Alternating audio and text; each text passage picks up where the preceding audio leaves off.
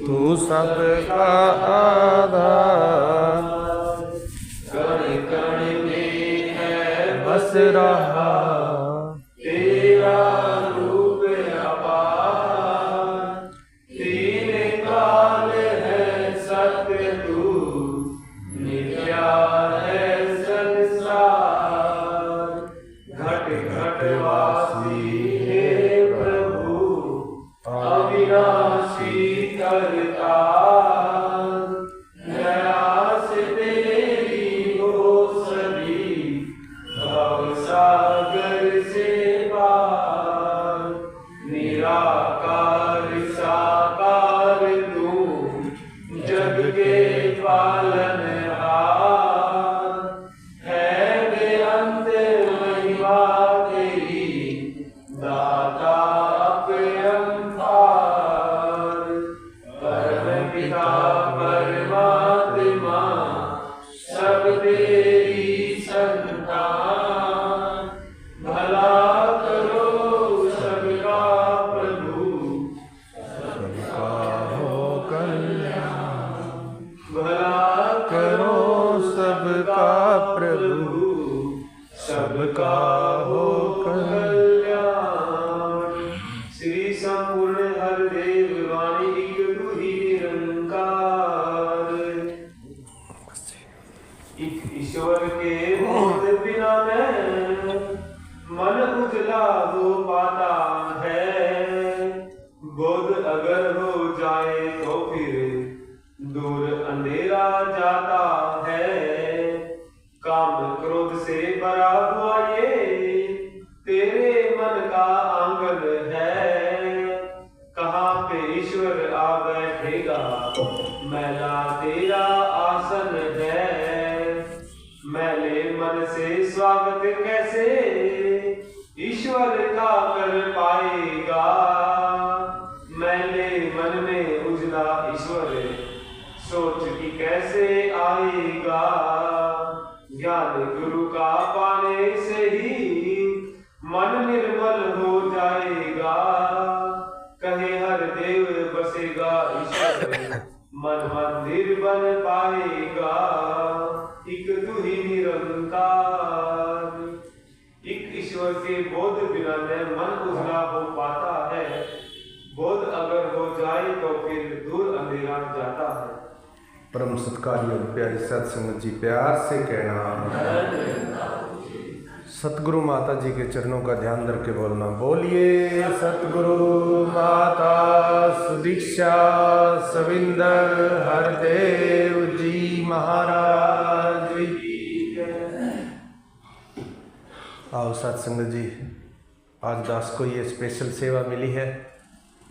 सेवा तो किसी और महात्मा की थी, लेकिन कुछ मजबूरी हुई तो दास के पास फ़ोन आया। तो सत्संग जी कृपा करो, दास सेवा को निभा पाए। सत्संग जी जब जब हुक्म आए और वो सेवा अगर दास कर पाए तो सत्संग जी ये कृपा ही है। क्योंकि मन तो रुकावट डालता है हमेशा। अगर कभी कोई वचन आता है तो मन कहता है नहीं मेरे पास टाइम नहीं है, या मैं क्या बोलूँगा, कुछ ऐसे भाव मन में आ जाते हैं। लेकिन दास आपसे मांग रहा है कि कभी कोई ऐसा वचन ना निकले मुख से। जब जब भी सेवा का अवसर हो, सेवा का मौका मिले तो दास भाग भाग के कर पाए, यही अरदास है। और सत्संग जी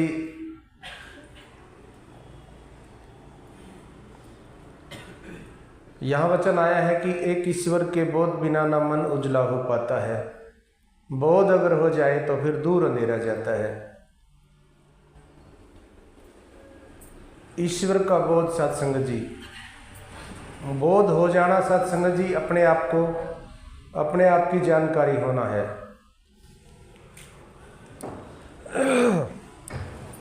जब तक बोध नहीं होता है तो इंसान अपने आप को एक शरीर मानता है, अपने आप को एक यही मानता है कि मैं तो माँ हूँ, मैं पिता हूँ, मैं राजा हूँ, मैं वकील हूँ। यानी एक शरीर मानता है इंसान अपने आप को जब तक बोध नहीं होता है, और जब बोध हो जाता है तो फिर अपने आप को आत्मा मानना शुरू कर देता है, फिर अपने आप को ईश्वर में स्थापित कर देता है, परमात्मा में स्थापित कर देता है। जब तक बोध नहीं है तो चिंता है, मेरा घर, मेरे बच्चे, मेरी बीवी, मेरा परिवार, आने वाले समय में मेरे बच्चों का क्या होगा, मेरे परिवार का क्या होगा, मेरा गुजारा कैसे होगा। जब तक बोध नहीं है तो चिंताएं हैं, उलझा रहता है इंसान, शरीरों में उलझा रहता है। मेरा शरीर ठीक नहीं है, मुझे ये है, मेरे पास धन की कमी है, मेरी औलाद का क्या होगा। जब तक बोध नहीं है तब तक ये सारी बातें सत्संगत जी रहती हैं। और जब बोध हो जाता है कि मैं आत्मा हूं और ये परमात्मा है, ये खुद ही मेरा रक्षक है, जब विश्वास हो जाता है कि ये सर्वशक्तिमान है, जब मेरे साथ ये सर्वशक्तिमान है तो मेरा कोई क्या बिगाड़ सकता है, मेरा कुछ बिगड़ ही नहीं सकता है, मेरा नुकसान तो हो ही नहीं सकता है, मेरा गलत तो हो ही नहीं सकता है, मेरा बुरा कोई कर ही नहीं सकता है। जब बोध हो जाए तो ऐसे भाव मन में आ जाते हैं। और एक मिनट के लिए अगर कोई गलत नेगेटिव बात अगर मन में आती भी है तो उस समय फिर एहसास हो जाता है कि नहीं, ये सतगुरु देख रहा है, ये सतगुरु मेरा रक्षक है, ये परमपिता परमात्मा ईश्वर मेरे साथ है, इसकी नज़र मेरे ऊपर है, ये बोध है। और सत्संगत कृपा करो, हमारे ऊपर तो विशेष कृपा हुई है। विशेष कृपा क्यों हुई है? पहली कृपा तो ये हुई है कि हमें मनुष्य का जन्म मिला। मनुष्य का जन्म मिलने के बाद हमें पूरा सतगुरु मिल गया। कई बार ये भी देखने में हमें आता है कि मनुष्य का शरीर तो मिला है लेकिन पूरा सतगुरु मिला कि नहीं मिला। सतगुरु कई बार हम देखते हैं कि ये भी कह देते हैं कि पानी पियो छान के, गुरु बनाओ जान के, कह देते हैं। और वो ये बात वो कह रहे हैं जिनके पास ब्रह्म का ज्ञान नहीं है। ये बात वो कह देते हैं जो परमात्मा को नहीं जानते हैं। ये बात वो कहते हैं जिनके जीवन के अंदर आज भी भ्रम है, जो आज भी भ्रमों में पड़े हुए हैं, जिनका खुद का भ्रम खत्म नहीं हुआ है। वो खुद औरों को भ्रमों में से निकालने की बजाय खुद भ्रमों में रहते हैं, लेकिन बातें बड़ी बड़ी कर देते हैं। तो सत्संगत इसलिए हमारे ऊपर कृपा हुई है कि हमें पूरा गुरु मिला है, क्योंकि ये अकल का मामला नहीं है। अगर ये सोचे इंसान कि मुझ में ज़्यादा दिमाग है इसलिए मुझे पूरा गुरु मिला है, नहीं सत्संगत, ये कृपा साध्य मार्ग है। ये सतगुरु परमात्मा की कृपा होती है तो मनुष्य जन्म मिलता है। कर्म करे जिस ऊपर स्वामी, बंदा उसनु दे बना। गुरु मिले ता बंदा वही बन सकता है आप खुदा। पहली कृपा हुई, हमें एक ज्ञान मिला, हमें यह दर मिला, ये दर मिला और हमें परमात्मा का, ईश्वर का बोध प्राप्त हुआ है।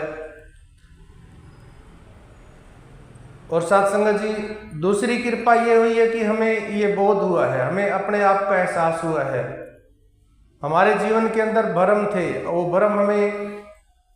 भ्रम निकल चुके हैं। विचार करें सत्संगत जी, कहीं आज भी हम भ्रमों में तो नहीं है। सत्संगत जी रहमत करो, कई बार क्या होता है कि ज्ञान तो ले लिया हमने, इच्छाओं के लिए लिया, या जैसे भी हम आए दुख से दुखी थे, किसी महात्मा ने कह दिया कि सत्संग में चले जाओ ठीक हो जाओगे, वो ठीक भी हुआ, इच्छा भी पूरी हो गई, लेकिन फिर भी इच्छाओं के साथ तो जुड़े हुए नहीं है। आए तो थे हम, दुख से दुखी थे, लेकिन हमें परमात्मा मिल गया फ्री में, ईश्वर की प्राप्ति हो गई है। तो अब ईश्वर की प्राप्ति हुई है तो अपने आप को बदलना है, अपने भाव को बदलना है, विचारों को बदलना है, क्योंकि पूर्णता तो केवल एक सतगुरु में होती है। इंसान पूर्ण नहीं है, इंसान कभी पूरा नहीं हो सकता है। क्योंकि ये परमात्मा इतना बड़ा है कि इसको पूरी रूप से हम जान नहीं सकते हैं, लेकिन धीरे धीरे करके एक एक करके बहुत सी कमियां हम छोड़ सकते हैं, लेकिन वो खुद छोड़नी होती हैं। अगर मैं खुद छोड़ूंगा तो निकल जाएंगी वो कमियां, अगर मैं नहीं छोड़ता तो फिर परमात्मा भी कुछ नहीं कर सकता है। मेरे अंदर जो कमी है, मेरे मन के जो भाव हैं, वो भाव मेरे छोड़ने से ही वो निकलेंगे, लेकिन इसके लिए जरूरत है सत्संग करने की। संग करते हैं तो वो रंग चढ़ता है, इसलिए लगातार सत्संग के लिए हमें कहा जाता है, हमेशा प्रेरणा यही दी जाती है कि लगातार सत्संग करना है। सत्संग कर सकते हैं समूह में, क्योंकि जैसे हम सत्संग करते हैं समूह में तो संतों महात्माओं की जो शक्ति है, संतों महात्माओं की जो किरण है, जैसे सूरज के अंदर से किरण निकलती है, भक्ति की भी शक्ति होती है, और इकट्ठा अगर सत्संग करते हैं तो वो आदान प्रदान होती है, वो विचारों के द्वारा, भाव के द्वारा हमें संग मिलता है तो उसका रंग चढ़ जाता है। और सत्संगत महात्मा कहते हैं, एक ईश्वर के बोध बिना ना मन उजला हो पाता है, बोध अगर हो जाए तो फिर दूर अंधेरा जाता है। जी, काम क्रोध से भरा हुआ ये तेरे मन है, कहाँ पे ईश्वर आ बैठेगा, महला तेरा आसन। सत्संगत जी, काम क्रोध लोभ मोह अहंकार जब तक इंसान के ऊपर हैवी रहता है तो ईश्वर फिर भक्ति से, ईश्वर की भक्ति से ये दूर कर देते हैं इंसान को, इसलिए इनको ख़त्म नहीं कर सकते हैं। हाँ, इनके ऊपर विजय प्राप्त की जा सकती है, इनको काबू में किया जा सकता है, और वो करत अभ्यास के जड़मति होत सुजान, आवत जावत रासरी शिल पर पड़े निशान, वो सिमरन के द्वारा होता है। अगर ध्यान लगाया जाए, हर समय एहसास में रहा जाए, हर समय अपने आप का एहसास किया जाए, ईश्वर का एहसास किया जाए, तो सत्संगत इनके ऊपर विजय प्राप्त हो जाती है, फिर इनको काबू में कर लेते हैं संत महात्मा। और जहाँ पर मैला आसन की बात आई है, अगर मन के अंदर गंदगी है, मैल है, तो सत्संगत फिर वो मैले स्थान पे तो सत्संगत जी एक आम इंसान भी नहीं बैठना चाहता है, तो परमात्मा की बात तो दूर की बात है। और सत्संगत हम किस्मत वाले हैं, हमें ये ब्रह्म का ज्ञान प्राप्त हुआ है, वरना तो सत्संगत जी भक्ति करते करते भक्ति के अंदर भी अहंकार आ जाता है।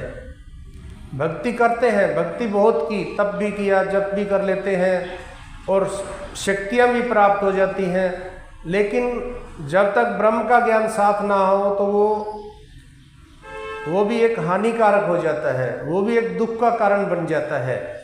आप देख लीजिए, इतिहास के पन्ने उठाकर देखें, आजकल होली का समय है, होलिका जलाई जाती है, तो होलिका की कहानी हम सुनते हैं, हिरण्यकश्यप की कहानी सुनते हैं हम।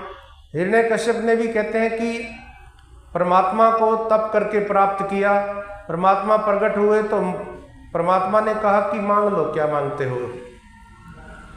तो कहते हैं कि उसने कहा कि मुझे ऐसा वरदान दो कि मैं कभी मरूं ही ना। प्रभु ने कहा नहीं, ऐसा नहीं हो सकता है, क्योंकि आया है सो जाए, जिसका जन्म हुआ है उसकी मृत्यु भी होनी है, और कुछ मांग लीजिए। फिर उसने मुंह में जो आया, ध्यान में जो आया, वो मांगता चला गया कि अंदर ना मरूं, बाहर ना मरूं, अस्त्र से ना मरूं, शस्त्र से ना मरूं, दिन में ना मरूं, रात को ना मरूं, जो भी ध्यान में आता गया मांगता चला गया।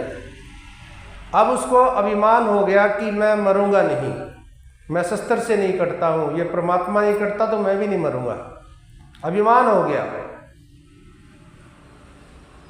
तो सत्संगत जी, अभिमान के कारण राजा था उस समय, कहने लगा कि मुझे ही परमात्मा समझा जाए, मैं परमात्मा हूं। तो सत्संगत जो नहीं मानता था उसको दुख दिए जाते थे, यातनाएं दी जाती थी। उसी के घर में प्रहलाद पैदा हुआ, बेटे के रूप में, उसका बेटा था प्रहलाद। कहते हैं कि 5-7 साल की उम्र में उसको ज्ञान हो गया, और जब ज्ञान की प्राप्ति हुई तो उसे पता था कि परमात्मा अजन्मा है, अडोल है, जबकि मेरे पिताजी का तो जन्म हुआ है। तो सत्संगत परमात्मा को मानता था, उसे कहा गया कि नहीं मैं परमात्मा हूँ, तो वो कहता नहीं, परमात्मा तो सर्वव्यापक है, परमात्मा तो इतना बड़ा है कि सारी दुनिया परमात्मा के बीच में है। तो साथ संगत उसको यातनाएं दी गई, पहाड़ से गिराया गया, हाथी के पांव से कुचलने की कोशिश की गई, बहुत कुछ किया गया, लेकिन अंत में उसकी बुआ थी होलिका, प्रहलाद की जो बुआ है, होलिका को वरदान प्राप्त था कि वो आग में नहीं जलती थी, कुछ वरदान था उसके पास ऐसा। तो वो कहती है कि मैं प्रहलाद को गोद में बिठा लूंगी, मैं तो आग में जलूंगी नहीं, प्रहलाद जल के खत्म हो जाएगा। तो साथ संगत हुआ क्या, होलिका जल गई, प्रहलाद यूं ही कायम रहा। जब दास छोटा था तो हमारे घरों में होली के दिन एक मीठा रोट बनाया जाता था और उस रोट के ऊपर धागा, सूती धागा लपेटते थे। तो वो बताते होते थे कि वो रोट जो है वो जल जाता था, धागा नहीं जलता था। ऐसा दास ने बचपन में देखा। तो वो क्या था, वो यही था कि होलिका जल गई, प्रहलाद नहीं जला। प्रहलाद गोद में था, प्रहलाद कायम रहा, लेकिन होलिका जलकर राख हो गई। तो साथ संगत युगों युगों से महात्मा इंसान को समझाते आ रहे हैं कि तुम अभिमान ना कर, क्योंकि हर जी को हंकार ना भावे। कहते हैं कि हरि को हंकार अच्छा नहीं लगता है, ये जो तू हंकार करता फिर रहा है ये तुझको ले डूबेगा। साथ संगत आप देख लीजिए, रावण की बात आती है इतिहास में, हर साल रामलीला के दिनों में वो दृश्य हमारे सामने लेके आए जाते हैं कि किस प्रकार से रावण ने किया और उसका क्या परिणाम हुआ। 1 लाख पूत 1.25 लाख नाती, 30 रावण घर दिया ना बाती। कहते हैं कि 1 लाख पूत यानी कि बेटे और पोते थे, और 1.25 लाख नाती पोते यानी दोते वगैरह बोल देते हैं वो थे। इतना बड़ा परिवार था, लेकिन एक छोटी सी गलती के कारण सत्संग जी क्या असर हुआ आप देख लीजिए। कहते हैं कि 4 वेद 6 शास्त्रों का वो ज्ञाता था, वो विद्वान था। कहते हैं उससे बड़ा पंडित आज तक हुआ नहीं कोई भी, इतना बड़ा विद्वान था, लेकिन एक छोटी सी गलती के कारण सत्संग जी उसका क्या परिणाम हुआ। हम चाहे दुर्योधन का नाम ले लें, कर्ण का नाम ले लें। दुर्योधन किस प्रकार से अभिमान में था सत्संग जी, उसको ताकत का अभिमान था। भगवान कृष्ण तो चाह रहे हैं कि 5 भाई हैं, 5 इनको 5 गांव ही दे दो कम से कम, तो ये युद्ध टल जाएगा। वहां दुर्योधन अभिमान में है, वो कहता है कि आप 5 गांव की बात करते हैं, मैं तो एक सुई के जितना स्थान भी नहीं दूंगा। और साथ संगत वही जमीन उसकी मौत का कारण बन गई। तो इसलिए महात्मा समझाते हैं कि लोभ ना कर, लालच ना कर, ये अच्छा नहीं है। तो साथ संगत जब बोध हो जाता है, ईश्वर का बोध हो जाता है, तो लोभ लालच ये सब खत्म हो जाते हैं।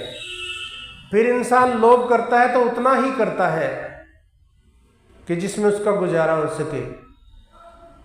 लोभ खत्म हो गए, लालच खत्म हो गया, तो साथ संगत जी जीते जी मुक्ति हो जाती है। तो यहां पर महात्मा यही संदेश दे रहे हैं जी, मैले मन से स्वागत कैसे ईश्वर का कर पाएगा, मैले मन में उजला ईश्वर सोच आएगा। एक उदाहरण और दे रहे हैं महात्मा कि मैले मन में कैसे ईश्वर का स्वागत करेगा। जब तक मन पवित्र नहीं है तो कैसे स्वागत करेगा ईश्वर का। किस प्रकार से परमात्मा तेरे मन में आकर के बैठ जाएगा। मन के अंदर गंदगी भरी हुई है, मन में द्वेष की भावनाएं हैं, मन हर समय अभिमान में रहता है, मन में कभी धन का अभिमान हो जाता है, कभी दौलत का, कभी डिग्रियों का अभिमान हो जाता है, कभी ताकत का अभिमान हो जाता है, कभी जाति पाति का अभिमान हो जाता है।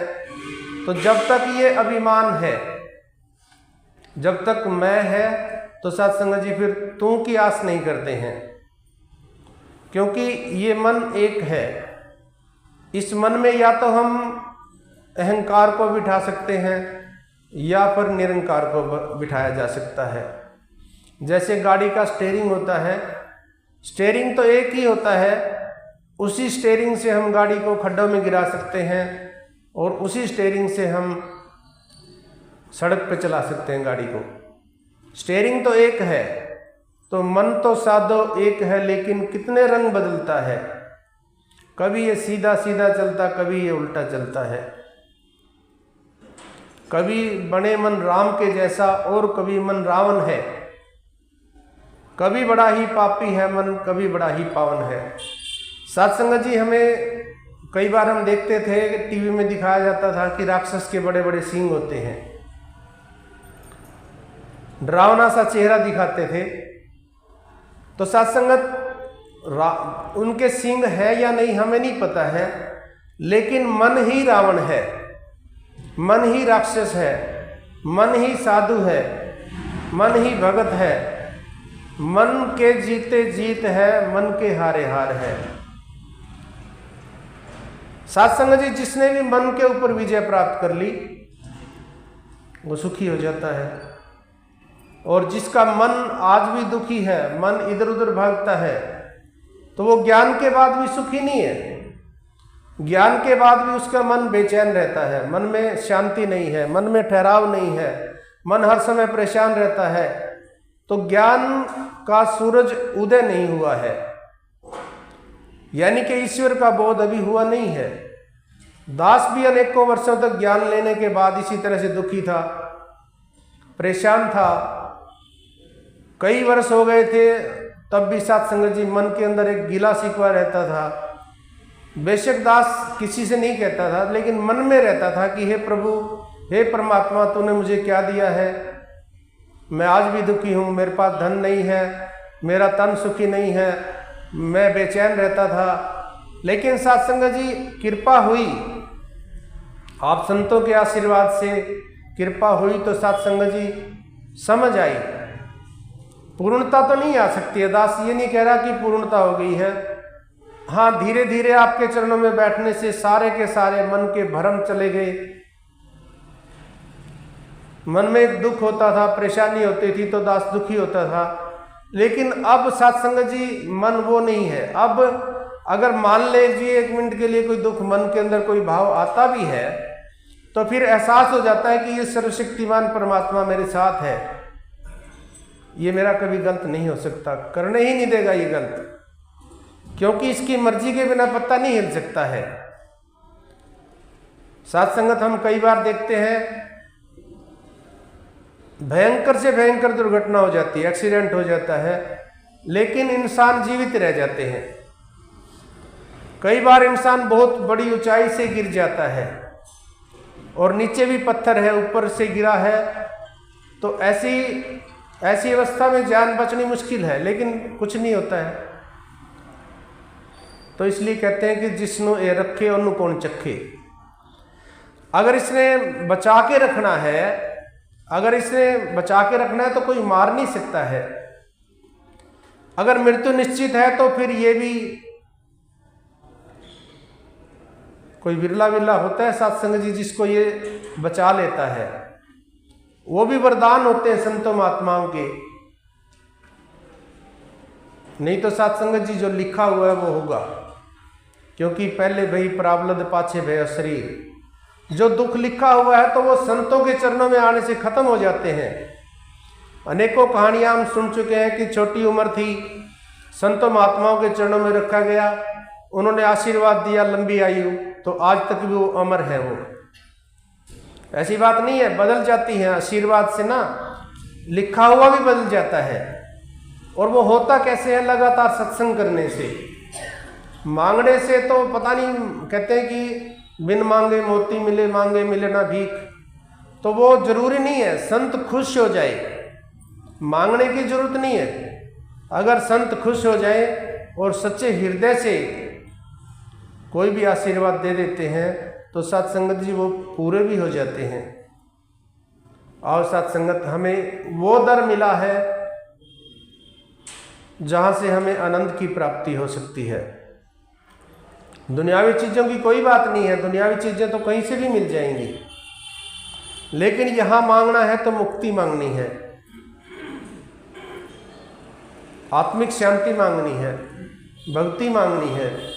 सतगुरु के दर से मांगना है तो भक्ति का दान मांगे।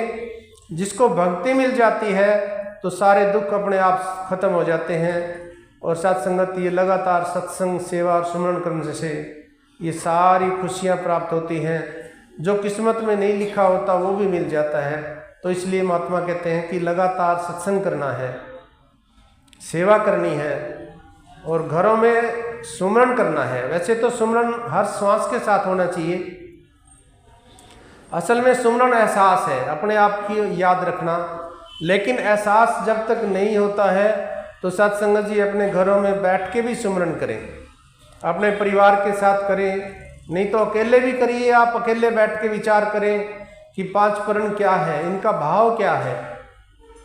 जो 9 द्वार बताए गए हैं, 10वां निरंकार बताया गया है, क्या ये वही सत्य है जो भगवान राम ने हमें दिखाया या भगवान श्री कृष्ण जी ने जिसका ज्ञान दिया, क्या ये वही है? क्या ये वही विराट रूप है जो अर्जुन को मिला था? क्या ये वही विराट रूप है? अगर है तो वही ज्ञान भी है, तो मेरा भी विराट रूप यही है। तो सत्संग जी फिर विशालता में आ जाना है, फिर संकीर्णता को खत्म करने का प्रयास करना है, अपने आप को बदलने का प्रयास करना है, जो मन के अंदर भाव है उनको बदलने का प्रयास करना है। क्योंकि भक्ति मन से होती है। मन के अंदर अगर भाव ही भक्ति है, मन में तो अगर कुछ और चल रहा है, किसी के प्रति ऐसी दूसरी भावनाएं हैं, ऊपर से दिखावा करके कह रहे हैं कि वाह जी वाह बहुत अच्छे हैं, बहुत महान हैं, ब्रह्म ज्ञानी हैं, महान संत हैं, महापुरुष हैं, लेकिन अंदर क्या है? अंदर ये होता है कि ये तो ऐसा है, ये तो वैसा है। तो साथ संगत जी हो सकता है उस इंसान को तो हम कुछ समय के लिए दिखा कर सकते हैं दिखावा, लेकिन परमात्मा से नहीं छुपा सकते हैं। भक्ति परमात्मा मन से ही होती है। तो यहाँ पर यही महात्मा कह रहे हैं जी, ज्ञान गुरु का पाने से ही मन निर्मल हो जाएगा, कहे हर देव बसेगा ईश्वर, मन मंदिर बन पाएगा। तो सत्संगत ज्ञान तो मिला है, मन में उज्ज्वलता भी आनी चाहिए सत्संग जी, और वो खुद के करने से आएगी। एक एक करके सत्संग जी हम अवगुणों को छोड़ते जाएं तो उसकी जगह गुण आ जाएगा। क्योंकि अंधेरा जहाँ से गायब होगा तो रोशनी आएगी, जहाँ रोशनी आ जाएगी वहाँ अंधेरा नहीं रह सकता है। और सत्संगत निरंकार है तो अहंकार को तजना पड़ेगा। ब्रह्म की प्राप्ति, भ्रम की समाप्ति।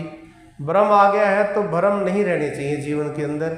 अगर मन में कुछ भ्रम है तो सत्संग जी महात्माओं के साथ बैठ के चर्चा करें, कोई बड़ी बात नहीं है। चर्चा करने से वो सब शंकाएं मन की खत्म हो जाती हैं और मन में एक ठहराव सा आ जाता है, मन में शांति आ जाती है, विश्वास आ जाता है, मन को सुकून मिलता है। तो आज सत्संगत ये महात्मा इस सारे श्लोक में यही संदेश दे रहे थे कि ईश्वर का बोध प्राप्त करना है। हमें आए हैं तो मनुष्य जन्म मिला है, ब्रह्म ज्ञान प्राप्त हुआ, तो इसके ऊपर चल के मुक्ति पद को प्राप्त करना है। तो यहाँ पर महात्मा यही संदेश दे रहे हैं। आप संगत माँ हो दास को आशीर्वाद दो कि इस ईश्वर के बोध को जीवन के आखिरी श्वासों तक संभाल के रख पाऊँ, उठते बैठते सोते जागते एहसास में जीवन को जी पाऊँ। और आज जिन परिवारों की तरफ से सत्संग था उन परिवारों को आप आशीर्वाद दो कि उनकी मनोकामना पूर्ण हो, जो सुखदायी है वो मनोकामना पूर्ण हो, तन मन धन के सुख नसीब हों। और सभी के लिए अरदास है कि हे सतगुरु माता जी, हे 3 लोक के स्वामी, कृपा कर, तेरे संतों को कभी कोई दुख ना हो, तेरे संतों के तन मन धन के सुख नसीब हों, कारोबार बढ़ते चले जाएं, कभी किसी को भी कोई दुख परेशानी, कभी किसी तरह का कोई दुख ना देखने को मिले, हमेशा खुशियों भरा जीवन हो, सत्संग सेवा सुमन करते हुए जीवन बीते। प्यार से कहना धन निरंकार जी। तेरी ओर सहारा तेरा तन मन ढोल घुमावा, कहे अवतार तेरी दाता, तेरा भी गुण गावा, कहे अवतार तेरी दाता, तेरा भी गुण गावा। एक तू ही निरंकार, एक तू ही निरंकार, तू ही निरंकार, एक तू ही निरंकार। मैं हाँ सदा बुलंदहार, मैं हाँ सदा बुलंदहार, तू है दाता बख्शनहार, तू है दाता बख्शनहार। तेरे अवगुण ना चितार, मेरे अवगुण ना चितार, एक तू ही निरंकार, एक तू ही निरंकार, तू ही निरंकार, एक तू ही निरंकार। तेरा रूप है संसार तेरा रूप है संसार, सबका भला करो करतार, सबका भला करो करतार। मेरी मंग है दातार, मेरी मंग है दातार, एक तू ही निरंकार, एक तू ही निरंकार, तू ही निरंकार, एक तू ही निरंकार। मेरा डोले ना एतबार, मेरा डोले ना एतबार, बख्शो श्रद्धा भक्ति प्यार, बख्शो श्रद्धा भक्ति प्यार। करा मैं संतान दा सत्कार, करा मैं संतान दा सत्कार। एक तू ही निरंकार, एक तू ही निरंकार, तू ही निरंकार।